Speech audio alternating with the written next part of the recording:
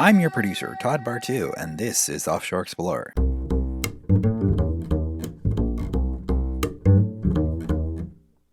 Offshore Explorer looks at the world from the sailor's point of view, port by port. Together, we share stories that detail the important intersections between sailing culture and life. Coming up on today's episode, old money, new money, and stupid money all meet in a little town called Monte Carlo. But first, let me introduce our host, a lifelong sailor who has traveled the world, from mega yachts to tugboats to ice boats, and a published author who has written for both stage and screen, Captain Scott Dodgson. Hello, Todd. How are you today? We're a little foggy down here with a big overcast day in the high 50s. The water has laid down. The wind and waves have laid down a little bit today. So Santa Monica Bay is looking pretty good to go sailing in. So got a lot of great response to the last episode, and I did want to share that we got another 5-star review on Apple iTunes from Mia Noy. She said, "Don't let the title Offshore Explorer make you think it's a podcast only about sailing. The narrator, Scott Dodgson, uses sailing as a vehicle to talk about life's journey. Centering around maritime experiences that have shaped his life, Dodgson's essays provide a moral compass you can apply to your own daily encounters and situations. My favorite Dodgson advice goes something like, first find the boat and then look for the woman. In other words, follow your dream and see what happens. Have a listen. It might make you follow your dream." Thank you very much, Mia, for those kind words. And if you want to hear your review on the podcast, you can go to iTunes or Apple Podcasts and leave us a nice 5-star review. Thank you very much. Thank you, Todd, for reading that. That's it's nice to know that somebody's listening, and I'm very appreciative and thankful. Yeah, it's very moving. Yes, thank you. We get a lot of great responses from you guys. We love hearing from you. So, what do we have in plan for today's episode? Well, today I'm talking about Monaco. Everybody's got a bucket list of places, and I think Monaco should be the bucket list for places to sail into. And I've sailed into Monaco on my own CT-54, and I've brought in 90-foot yachts, 220-foot yachts, and have been kind of a staple. I have a lot of stories about Monaco. But in this episode, I'm really talking about the center of Monaco is the sailing world, and about the new money, the old money, and the truly stupid, dumb money that exists in Monaco and that part of the world. And it's a fascinating place. As I say in the piece, you'll see it. I hope you enjoy it. Great. Take it away, Scott.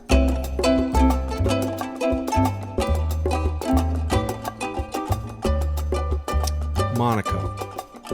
There's a lot that happens in your head when you say Monaco.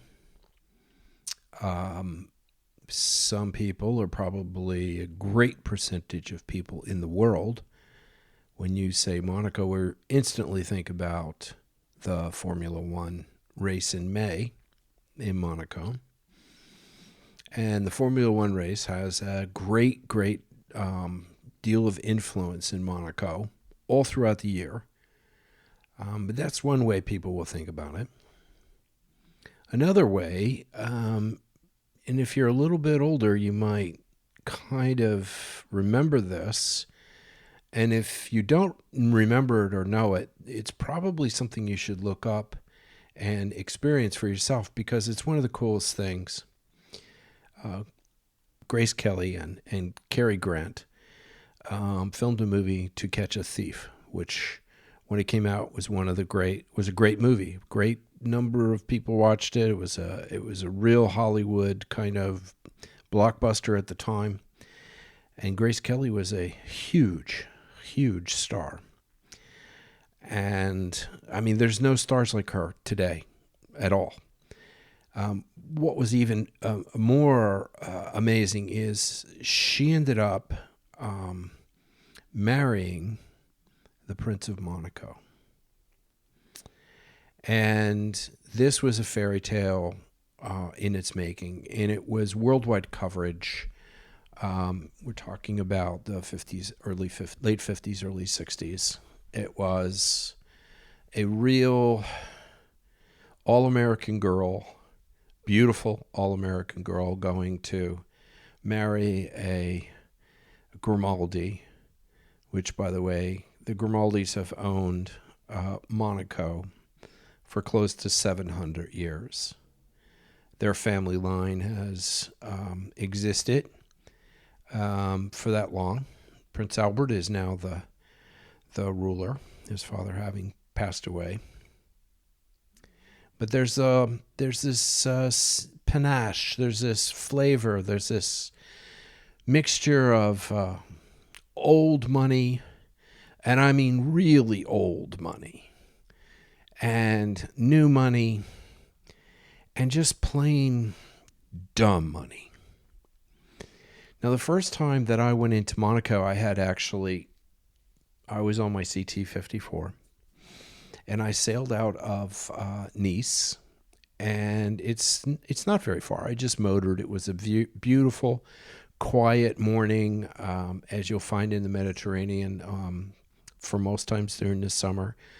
Just a sort of haze over the water, maybe 20, 30 feet above the water. The haze would just sit, and you'd motor through, fairly placid, oily-looking seas. And you just kind of motor right along the coast. And you come to a number of, landmarks and, Villefranche, different kinds of peninsulas that come out, and dotted on these peninsulas are beautiful homes and restaurants and hotels, and it is the lavish part of the south of France. Now, I know there's a lot of guys sitting, in their boat at home going like, I don't give about this place in Monaco and stuff like that. But I'd like you to kind of listen a little bit, because I think that one of the coolest things about this place is that even though it has this entire image of being just for the super wealthy, I mean, really super wealthy, and there's a lot of super wealthy people there. They're everywhere, okay? But it's still a kind of cool place just to go visit. The Monaco Marine Museum, or the Jacques Cousteau Museum, as they call it, is one of the coolest underwater museums you'll ever find in the world.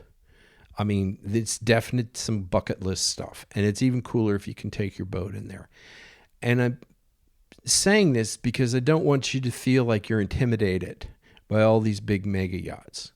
Because the thing about a mega yacht is every single one of those people that are working on those mega yachts is going to be looking down, not at you, but looking down with envy that you're in your own boat, that you're sailing into Monaco, and that is something that they dream of, that they could do it. So don't feel intimidated by big mega yachts and all the rest. And I'm going to talk about that difference between the really wealthy owner and the average owner, and then the stupid owner.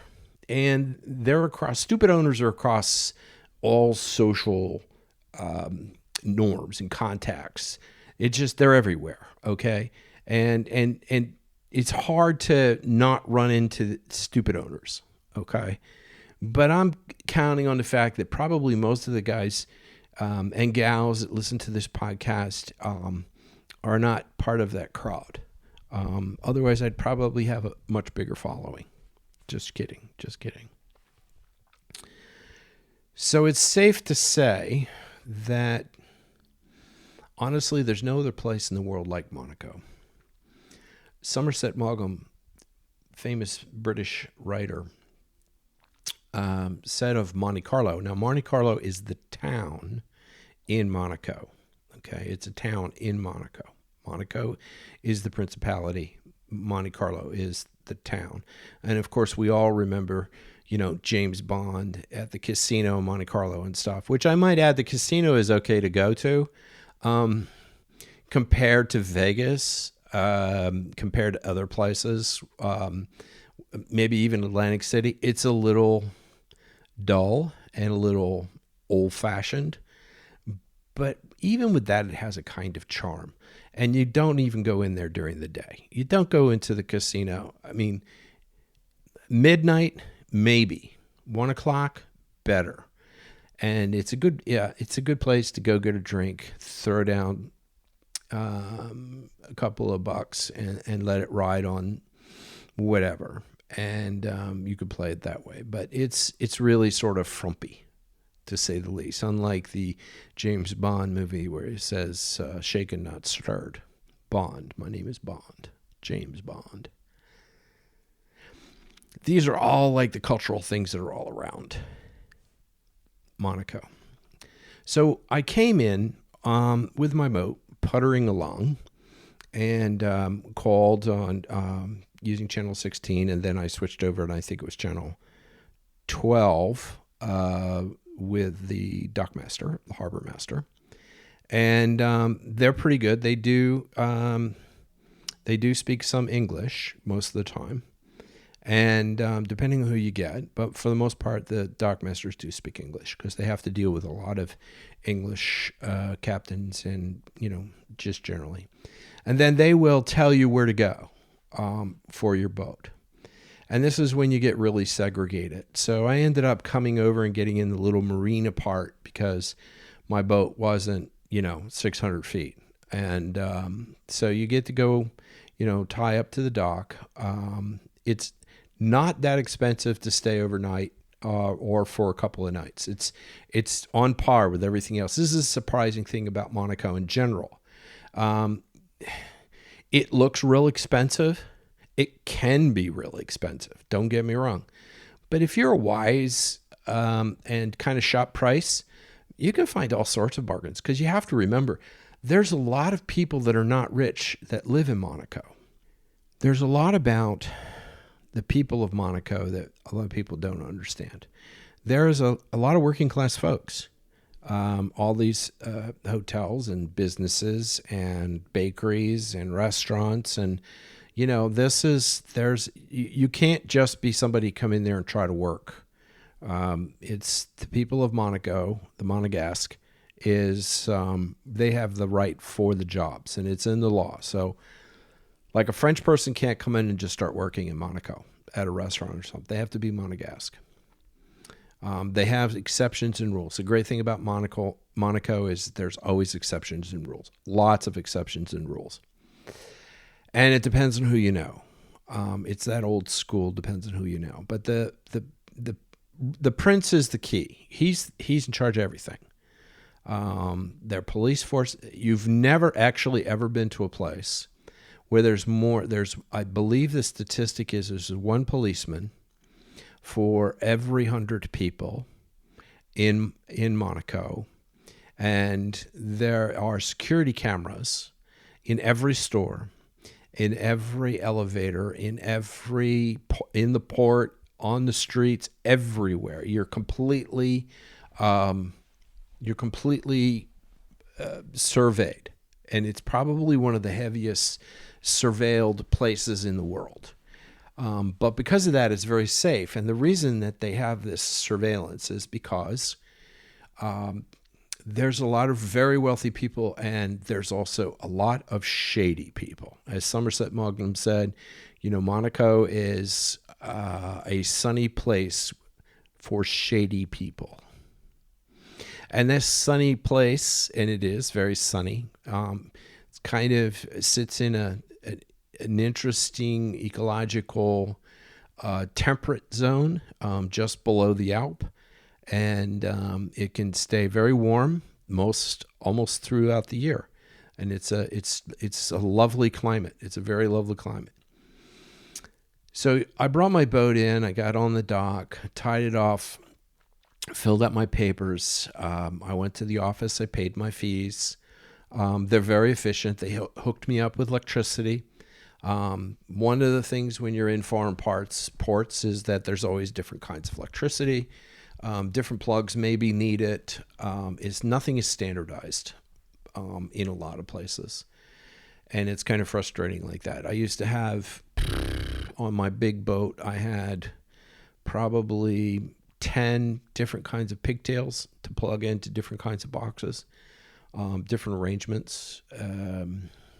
It's 220 volt, and you have to be careful. You can split it, and you can run your 110 off of the 220 with just one pole. But anyway, they'll help you with that. Obviously there's a fee for that. And, I'm not talking about going there with like $50 in your pocket. You better have a couple of bucks in your pocket. But I think of all the places you could sail into, Monaco is one of the coolest places. And it's cool because of the way it looks. The harbor, Port Hercule, is like at the bottom of a bowl. And you've got the prince and his houses up on one side, and then all the way around it you have all these high rises, okay, up in the mountain, and it just rises up from the port, goes all the way around the mountain, and it's like you're in a giant bowl. And at night, which is interesting, is that the lights in the high rises are generally off. There's only a few. But people from all over the world who have money, they use this place as their residence. And this is the tax haven. And there's been a lot of talk about changing it, and the French have been pressuring Prince Albert to, get rid of this. But the banks, there's so many banks, and you need so much money to even open an account. Out of curiosity, I went into a Bank of Monaco, and they wouldn't open a bank account for less than $250,000 unless you were Monegasque. And then you could open up, like a regular banking checking account with like $100. So, citizenship means something in this place. But a lot of friends of mine that are Monegasque, they have like these separate businesses because there's not a lot of manufacturing there. There's not a lot of trade. Wages are kind of low, as they are in most of this part of France, or of France, southern France, and of Monaco. And so what they do is, as one of my friends, she has outside her door, she has all these little brass plaques and all these other companies. All sorts of companies from all over the world. Some Chinese, Japanese, all sorts of companies and stuff. And what she is she's the home office for all these companies. And she gets paid a nominal fee to be the home office for these companies. It's a great job. She doesn't do anything but gets the paperwork. Somebody comes eventually. She'll mail the paperwork to the company's real home address or whatever the case may be. But this is their declared offshore headquarters. So the shady part comes into focus.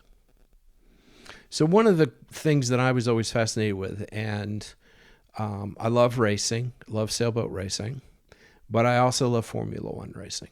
And I've always been absolutely entranced by Formula One racing. And I go back to my father, who was a metallurgical engineer. And he developed a number of alloys, high temperature alloys. He worked for a company called Cabot Corporation. And he developed, he was on a team that developed a lot of these high performance alloys for jet engines, for nuclear reactors, for all sorts of different places. Horseshoes, for example, and cutting blades for like Heinz pickle and all kinds of weird stuff like that. But, metallurgically interesting high performance alloys. Well, he was working on a process, and it's called canning, and this powder process, and he created a crankshaft out of this, and ended up that Mr. Enzio Ferrari had heard about this and came and had my dad make a couple for the Ferrari, which in fact he did, because they didn't require machining, and all the molecules were in the right place and in the right direction, and it would be impossible to crack, and you could actually run this crankshaft without oil, because the heat didn't make any difference. They did run it with oil, but I'm just saying that it could have run without oil. So my father was given an opportunity to, at the time, lease a very inexpensively lease a Ferrari, and I think it was a 408, and so we kept it in the garage. My dad was actually terrified to drive it. My mom wouldn't touch it. And if this whole thing is because the lease was paid by the company, and it was like a present for Mr. Ferrari, and it was like, thank you very much. And my dad, who was an engineer, and with the thick glasses and the pocket protector, would it, oh yeah, it's a nice car, and then he would go off and do what he did. He didn't do it. But when I was 15 and a half, my parents were gone, and I took it out of the garage and drove it around for an evening, and got in enormous trouble because they thought someone stole the car, which kind of I did. But so I drove this Ferrari around Philadelphia at ridiculous speeds at 15 and a half. I was, and still am today, permanently, I've got to be in my room almost always. I've been grounded permanently. And it was one of the greatest experiences I ever had driving that car. And at the time, I couldn't drive. I mean, I had been practicing driving, but the most I could do is drive the car back and forth in the driveway, up and down and back and forth. That was it. And wash it. I washed it a lot. But doing the Ferrari was a totally different trip. And but anyway, my love for the racing was all there. And, I just love the Graham Hill and Jackie Stewart, and, of course, Michael Schumacher, and, all the great drivers, Sienna, and just, and Hamilton today. And I just loved the whole sport and the way it is. And it's a kind of interesting thing. And if I saw that Monte Carlo became very famous because Grace Kelly was quite famous, and she was very famous in Philadelphia because she came from Philadelphia, and her father was Kelly for Brickwork. He owned a brickwork company, and he was very famous in rough and tumble time in politics, this, that, and other thing. In any case, that's kind of why people all knew about Monaco, is because of Grace Kelly. Otherwise, I don't think anybody really would have paid much attention to a sleepy little port town in the south of France, close to the border with Italy. So I'm telling you all of this because I think it's important when you go, if you're cruising, and if you're not cruising, it's kind of fun to go to a place that's got all this kind of history and all this kind of interesting celebrity stuff, but it's still pretty much down to earth. So one of my things when I first went in there with my boat was I wanted to go and visit all the places, and I wanted to walk the course of Formula One. And this is just a thing about me. This is, something that I like to do, and I'm sure there's a lot of places that you guys would like to go and say, I'd like to do this. What I discovered was that most of Monaco, a lot of Monaco, is kind of hidden. You don't see it. It's in the mountain. There's malls, there's escalators, there's all sorts of places that are kind of, hidden. And it's kind of cool that they are hidden because you can just, kind of just wander around. Now, if you can't get into the port, which actually I think the official name is Port du Fontainebleau, If you can't get into that port, there's another port that's actually quite close to it, which is on the other side of where the museum is, west. Okay, and there you'll find they have the Marriott, Riviera Marriott there, and they have a nice little place. It's also right where the Prince's residence is. Now, if you can't kind of do that, you can always take the train in. Very simple. You can be in Nice, take the train to Monaco. It's very convenient, costs nothing, and when you get off the train, you're underground, and then you can come up on the escalator, and you're right there in the port. It's just that simple.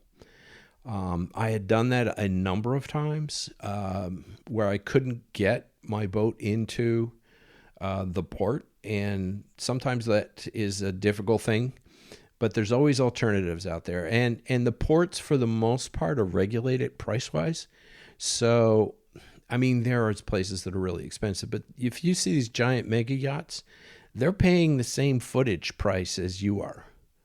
Nobody's getting anything special, but for them, it's a kind of a relative cost. You know, I've put a 120 foot, and 160 foot, and a 220 foot yacht into Monaco for Formula One, for the Formula One weekend. And that was because I had a Finnish owner, and this refers to new money. He had a big yacht. He was actually, technically, his father started the business, so it wasn't new money, but he was kind of a new money kind of guy. And he didn't really know what to spend his money on. And this is how you can really tell the new money. They don't know what to spend their money on. It's like that, they need advice.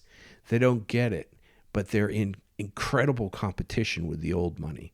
And it's kind of silly because the old money doesn't care because it's so old and it's so much. I mean, there's people that are billionaires that you don't even know, okay? That their names never come up, their corporations never come up. That's just the way it is. And they have their certain interests, just like all of us, Like if you like football, they like football, they like soccer, right? That's what they do. They'll go to soccer matches. You wouldn't know that you're sitting next to a billionaire, except for the fact that they may have 60 guards around them. But outside of that, you couldn't tell. So being in the port is actually very lovely. It can be warm in the summer because there's not much breeze that comes off of the mountain, and you're sort of tied up. But in the evening, it's absolutely beautiful to walk along the port. There's plenty of beautiful little restaurants all over, and you can get really good food at a decent price. And it's I wouldn't say Monaco is a place of the greatest food, but it's good quality, and it'll satisfy you. But there's two kinds of things that go on there, is because now they have cruise ships coming in. So you have all the cruise ship people, which kind of swarm all the shops and all the rest of the stuff. And I remember the arguments for when they were talking about actually starting this cruise ship docking thing. And people come in and they spend their money and they leave. And they do that because most of the shops are owned by the Monegasque. And it was their way of making money.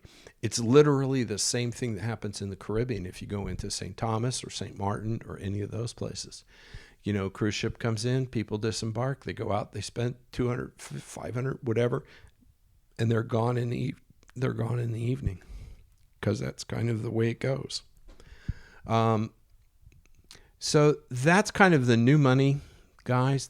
You could tell, the new money usually has the Italian boats, go fast boats, older new money. Maybe we'll get into a Benetti. Maybe they get a sailboat and they get a Perini Navi. I've taken a Perini Navi in there several times, and there's sort of this whole status thing going on. I mean, I was in there with my little CT, right? And I had more people come up to me and say, "Oh man, you got a beautiful boat, and this is so nice." And I mean, these are all like crew members and stuff. So there's a kind of, there's a kind of need to do that. And even if you come in with a little Beneteau, or you come in with some other sort of smaller boat in the 20s or 30s or whatever, feet wise, people are going to have a great deal of respect for you because they respect sailors there. Sailing is a big thing with the Grimaldi family, and it's a big thing with oceanographic stuff, and especially with the museum and everything there. So there's a lot of fun sailing regattas that go on there, and it's all year round. It's a really kind of unknown but cool place where they have a lot of great boats. I think if you see some of the they have the Saint Tropez race. They have another, which is all classics. They have another race in Antibes, which is again classics, and they come to Monaco and they do a classics race there too. So it's kind of a part of a circuit, and they have bigger boats that go out and race. Youngert is in Cannes. They do a big race for Youngerts, and a couple of other boats there. So that's a kind of, you can always see a good race, and you can actually, I was on a crew once for some J boats that were there running around, and we were out racing, and I was sitting on the rail just enjoying myself. I wasn't going to do any work. It was a lot of fun, but there are some really beautiful boats. I mean, if you want to do eye candy and wander around the docks and just take a look at them, it's a great place to watch them, because you'll see great boats one after another, and they're all kept totally pristine in Bristol. So the boats that you do see, some of the classic boats, some of the old money that's involved with it. Old money, they've got their own things, right? They've got their big mega yachts. They've got not outlandish mega yachts. Maybe they have like a 5-year-old, 10-year-old Fed ship. Okay. Now that's a big deal to have a boat like that. But, for the most part, it's kind of it's an interesting class of people. They come in, they go out. If it's not during Formula One race week, people go shopping, carry their own groceries. There's a whole process which is kind of interesting. And then that's sort of the new money, the old money. The old money probably is a member of the Monaco Yacht Club, and they'll go up there with their sports jackets on and stuff like that.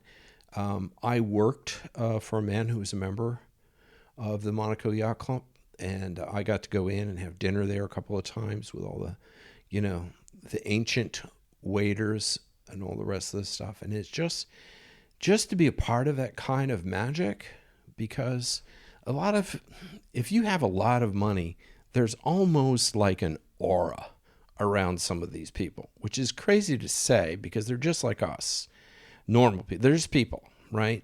But they're just this amazing thing. It's just like, yes, I have $1 billion and I'm walking around in Monaco in a pair of beat up old sailing shoes. And that's what you run into. And you can have some great conversations. You meet some great people. Stars and Stripes is a famous American bar that's there. Again, the American tradition of Grace Kelly. There's still an American presence in that regard there, because her family is also part, has a citizenship to America as well as being Monegasque. And it's a typical, if like me, who spent years and years and years going from the Caribbean to Greece and Turkey. I used to love to go into Stars and Stripes and get myself like burger, fries, and a beer. American food, right? I just loved it. And that's a place you can find it. Now, there's a few other restaurants there. There's a Peruvian restaurant that's over on the other side of Monte Carlo called Goyo. And all the restaurants over there all have like terraces that you could sit, you could eat. Now, the reason I'm telling you this and giving you this sort of long recitation on the positiveness of Monaco and sort of the little tiny gray areas of Monaco, I want to say there's a couple of stories. And one of the stories is about dumb money.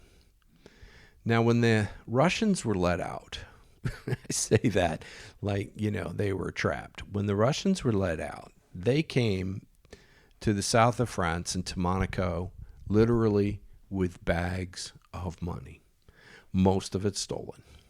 Okay. And they wanted to live the high life.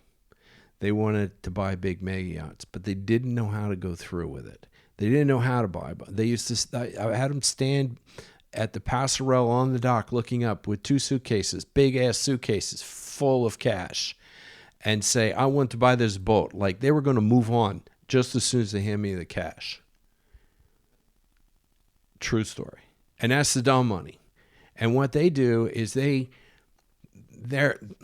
there's a lot of mafia money there from all kinds of mafias. There's a lot of African dictator kind of money.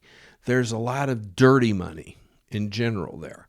And what they do is they try to come there and have class. They try to buy class.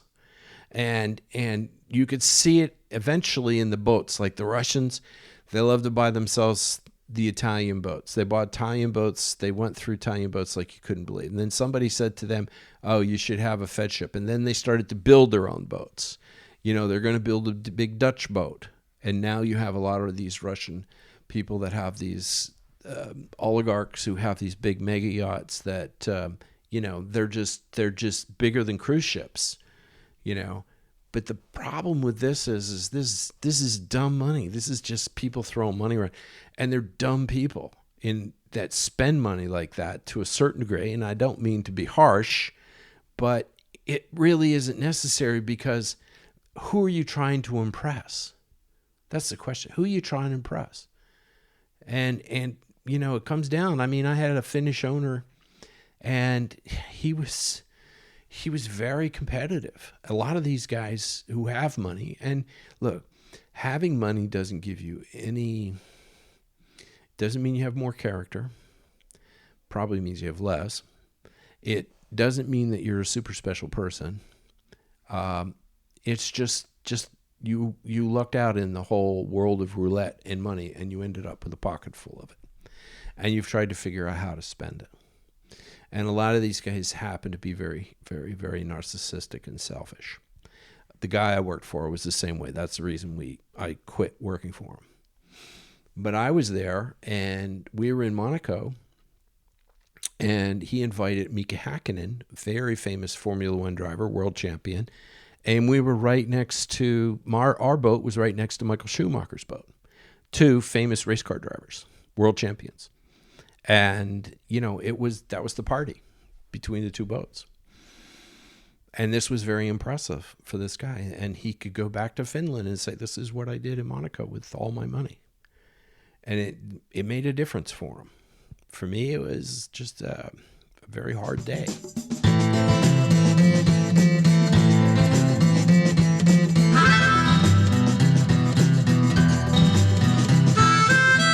But getting back to, that's kind of like the stupid money.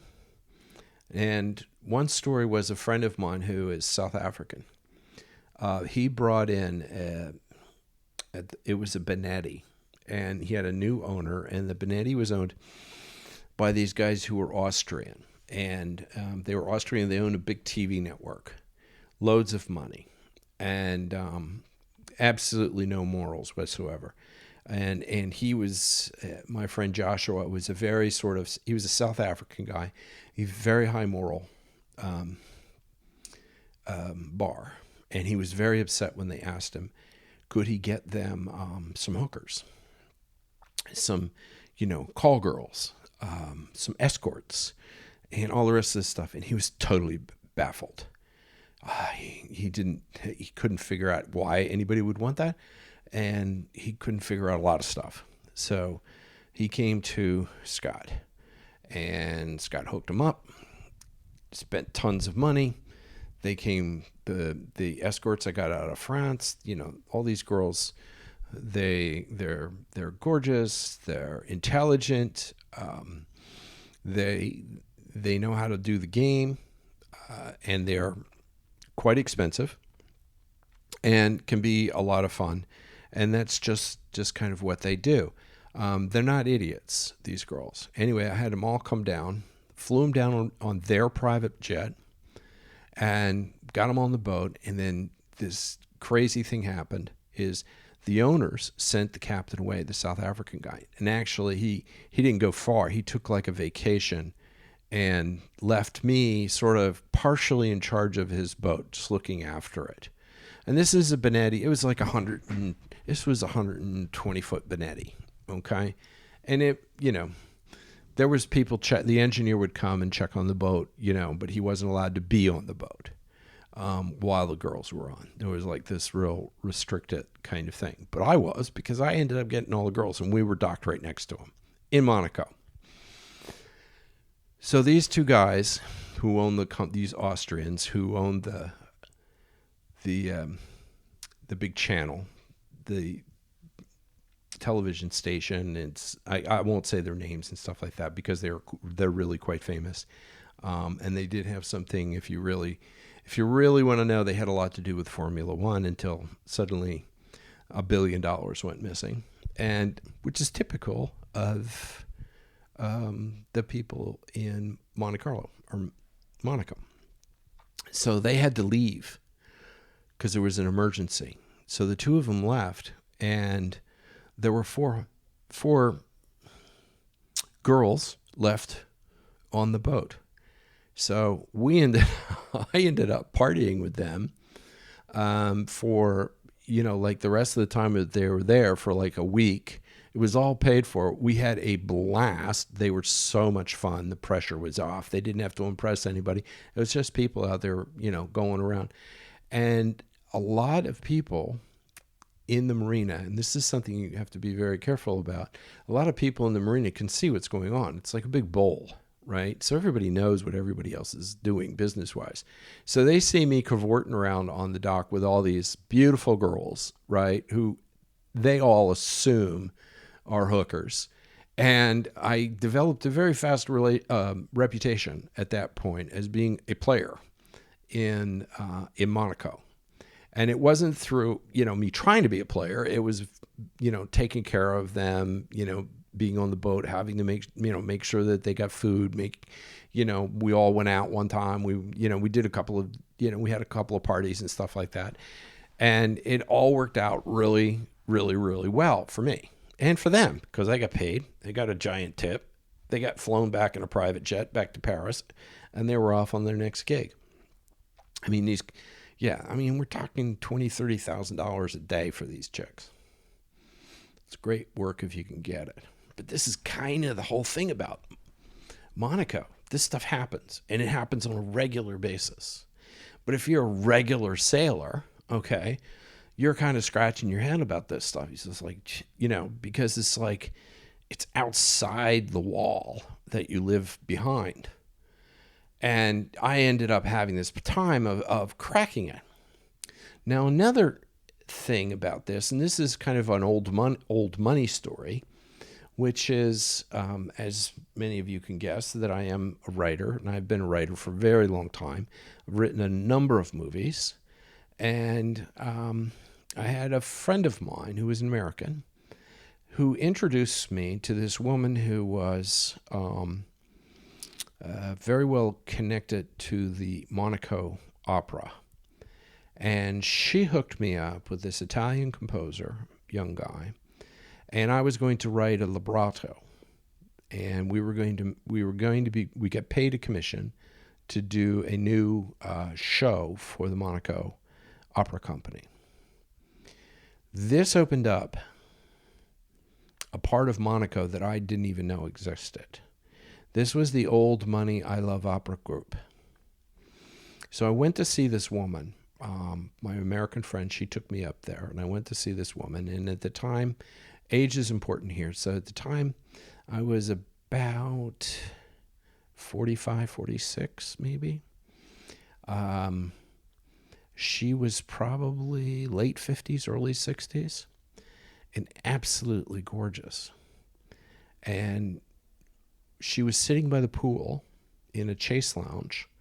And this is just like out of some 50s movie with a big giant hat, big giant sunglasses, and a very sheer bathing suit cover, and she was topless, and she was bottomless, and she was there to seduce me. And we went swimming, and one thing led to another thing, and I thought this is what I needed to do to get my libretto deal, because I really wanted to write this libretto. And I was having fun, and I wasn't attached to anybody, and it was just me, and she was beautiful, and she was loaded with money. So it was like, oh, I'm going to be a gigolo today. I wasn't taking money. I wasn't interested in the money. I wasn't going in that direction. What I was interested in was making enough money, okay, so that I could buy some new halyards. That's really where I was going. I needed a couple of sail repairs. I needed to pay for my slip fees, and I needed the money for all these things for the boat. So we had this great time, and I got the job, and I started to work with this Italian fellow down on the boat in Monaco. I moved the boat around in Monaco into Port Hercule, and we sat on the boat and wrote, discussed the libretto, and I wrote the libretto. He wrote the music, and then we went to his little tiny apartment in Monaco. We worked feverishly. He had a piano and stuff in there, and we put it together. And ironically, he actually got fired and left and went back to Italy, and the whole commission part of it was paid, and nothing ever came of it, of the opera itself. And I had actually lost track of it and hadn't even thought about it until I started this podcast, and that came up. But it opened up a world of the gigolo world in Monaco, which is there. It's amazing. A friend of mine who is an American, who is a part of an extremely wealthy family from Pittsburgh. She got into a relationship with a guy. She's extremely wealthy. He was extremely poor, but very charming and very handsome and all the rest. He was an Italian fellow. And she finally broke up with him in a kind of just sort of general innocence thing. And then in Monaco, he sued her because he said that she promised him $250,000, which she didn't. And she was flabbergasted by this whole thing. And she and I, we went out on my boat, we went out sailing, and she sort of explained it. And it's always cool when you get people on the boat, as soon as you get out the breakwater, they open up and they start talking to you. Like they're saying, this is this and this is that, and here's what we're going to do, and here's what we're going to do for that. And it's kind of an interesting, little psychological thing that goes on. So there's this kind of element in that kind of thing. And then I have to get back to my friend from South Africa, Joshua. Joshua backed his Benetti 120. This is a different time. And this is part of the risks one runs. He backed his boat in and had a problem. He got a foul of one of somebody's lines, somebody's anchor, and he ended up scratching the hell out of another boat. And I think it was a Falcon 90 or something. And he was very apologetic, and the crew didn't do their job in terms of fending off, which is a really important thing to do. Always have your crew with fenders in hand. And I always wonder why people have boat hooks in their hand. That always surprised me, because a boat hook is like a useless thing. Unless you're going to scoop something up and pick it up, like pick up a mooring ball or something like that. Otherwise, it's sort of useless. But in any case, the guy, he ran into the boat. He admitted it. They all got settled. He told the guy, he says, look, let me pay for it. Let me take care of it. This is the right thing to do. If you scratch somebody else's boat, you pay for it. Okay? That's just the way it goes. That's your shit. Figure it out. So he said, yeah, okay, I'll do this, I'll do that, and do this. And next day, Joshua gets one of the mates comes over and says, look, the owner would like to speak with you, or your owner, about the scratch in his boat. And he says, oh, yeah, no worries. He says, well, he's got a place. He's in his apartment. And Joshua came over to me and he says, Scott, could you come with me? I said, sure. He says, I'm a little afraid. I said, why is that? He says, this guy, I understand he's pretty volatile Russian guy. And I'm like, no, I don't want to do that. I don't want to get into that shit. And finally he convinces me. I say, okay, fine. So we go up to this swank apartment about 25 stories up. And we go into the apartment, and the guy is there in a kind of, like a Hawaiian shirt and shorts. He's heavy set. He's got plugs of hair coming out all over the place like this, and he's drinking and he's smoking his cigar, and he says, what you do to my boat? Da, da, da, da, da, da, da, da. He's going through all this kind of stuff, and Joshua, who's very quiet, very moral, very sweet man, is like completely intimidated by this guy. And he's got these other thugs in the room with him, and I'm standing there and they asked me who I am, and I said, I'm just a friend of his. I just came along. And I had two big guys standing in front of me, looking at me, staring at me, and I'm standing there smelling their cabbage ass breath, and Joshua sort of gets separated. Next thing I know, there's two guys holding Joshua's ankles over the balcony. And this Russian guy is screaming at him when he's going to get his money to pay for the boat and for the repairs and the inconvenience and this and that. And he's going on and on and on and on and on. Finally, they get him back in the thing, back on the balcony. And poor Joshua is as white as a sheet. He's about ready to shit in his pants. I think he actually did. All right. And I just shoved one of these big guys away from me. And I just said, I told him, I said, this is out. This is not going to happen. This is bullshit. I don't care who the fuck you are. And I started to get into it. And me and the Russian guy, we're going at, he's speaking Russian. We're spitting on each other, yelling and screaming at each other. And poor Joshua is just like, he's like a crumpled mush of a human being on the floor. And finally, it reached a crescendo, and we all started to calm down. And, the money is there, it should be in your account and this, that, and other thing. Go check your account, or you're not smart enough to check your own bank account, or whatever the case may be. And I mean, we're just throwing insults back and forth. Next thing you know, everything gets calm, right? They check the bank account. The money they asked for the repairs and all the rest is in the bank account. There's a little note from the insurance company. It's in the bank. Everything is copacetic. Everything is happy. So this Russian guy, he calms down. Asks me if I'd like a drink. He looked at poor Joshua. He said, maybe Joshua needs to go change his pants. So this Russian guy and I had a quick drink, and then we left because he was so volatile, it would be just too dangerous to stay there for too long. His boat got repaired, like in a jiffy, because it wasn't that bad. And that was sort of the craziest. This is how crazy Monaco can be on a step-by-step process. But I love Monaco because, it's full of everything that's in opera. There's fear and loathing and competition and jealousy and out-and-out savagery.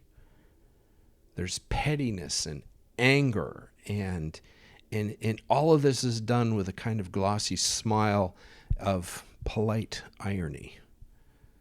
And the yachts and boats in Monaco are the absolute center of the world.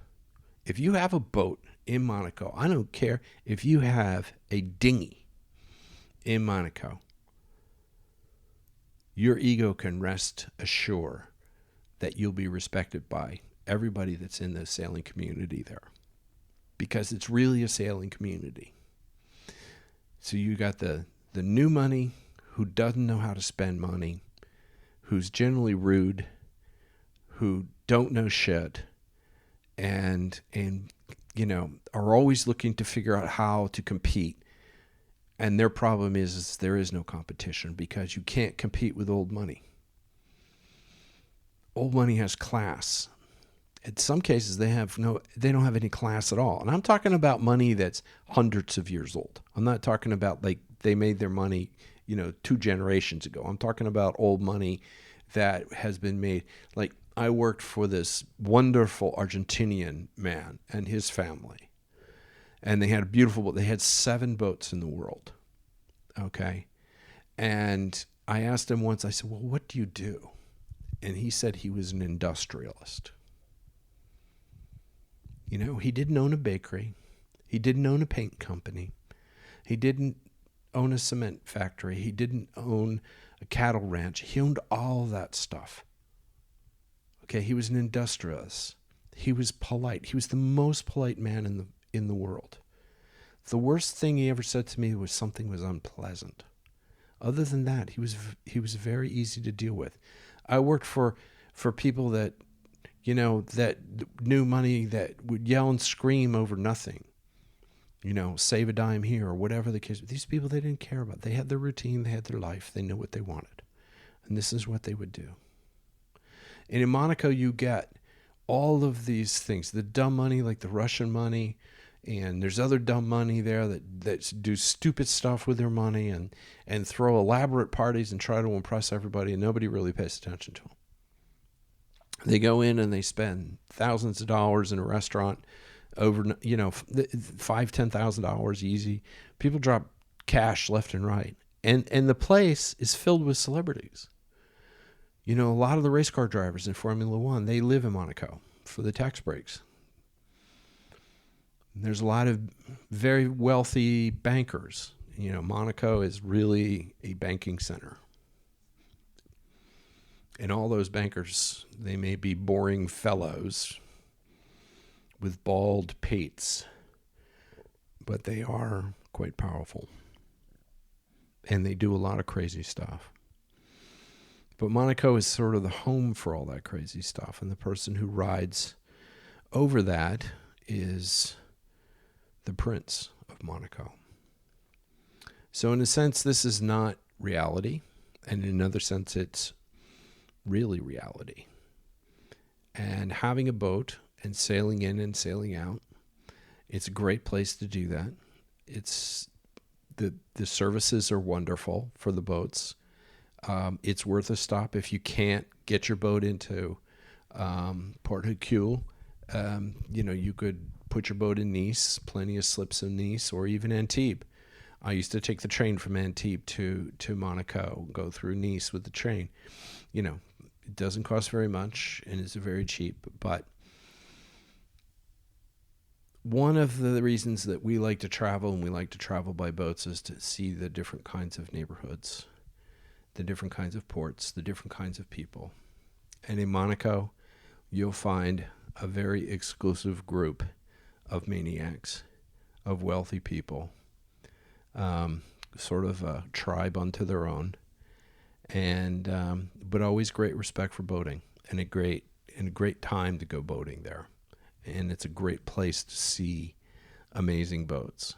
So if that is something that you're really interested in, definitely have Monaco on your bucket list. Try to make it in May, because they have a couple of regattas around May, and then they have Formula One, and you could watch those cars race through these little tiny streets. It is a spectacle that is unrivaled, honestly, in the world, because it's so very French and Italian and Monaco kind of place. It has its own world, and it's very exciting to be there. And you'll meet all sorts of shady characters and fun people and interesting people, and who knows, maybe you'll get to ride Librato and go out and race on a J-boat in the afternoon. Thanks.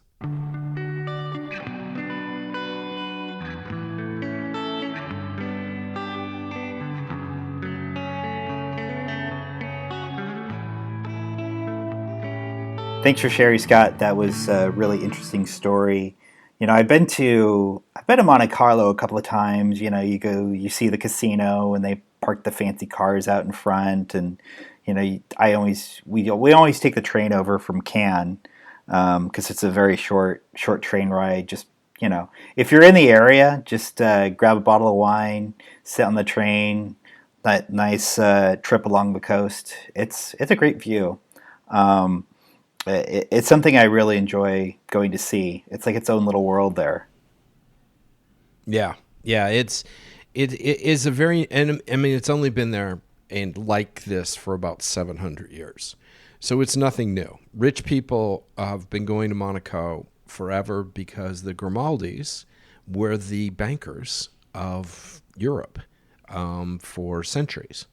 And they're no longer. Obviously, you have all these corporations and stuff, but you can go in and get a citizenship in Monaco and a tax break for the number used to be about $250,000. It's, I think, gone up a little bit, but yeah, it's money place. It's a total money place, but there's so much more to it, as I said. And so much interesting stuff. And there's like regular people who live there. So it's not like that's the part that gets you, right?